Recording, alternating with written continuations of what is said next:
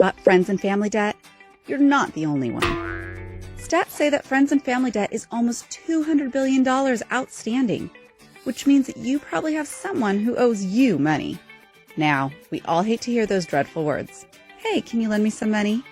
And it's usually followed up by a sentence that we are all too familiar with. I'll pay you back next week. Even worse is if you are the one borrowing the money. Now the thing is, whether you are a lender or a borrower, for whatever reason, things never go as planned, leaving rifts in these relationships. That's where we come in. Introducing ZayPay, a payment facilitation platform for friends and family. And it's so simple to use. All you have to do is to initiate the request. Enter the amount you want to borrow or fund, set the terms, pick the payback date, and then select who from your contacts you want to send it to. Once the request is accepted, the money is taken from the lender's debit card on file and transferred to the borrower's ZayPay app account. Upon acceptance, the borrower's bank account is then authorized for the agreed-upon amount to be deducted on the paycheck date.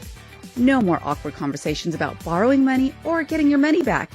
Just ZayPay the request, and the rest will take care of itself. There's a new way to friendly lending, and it's through ZayPay. Download the app today.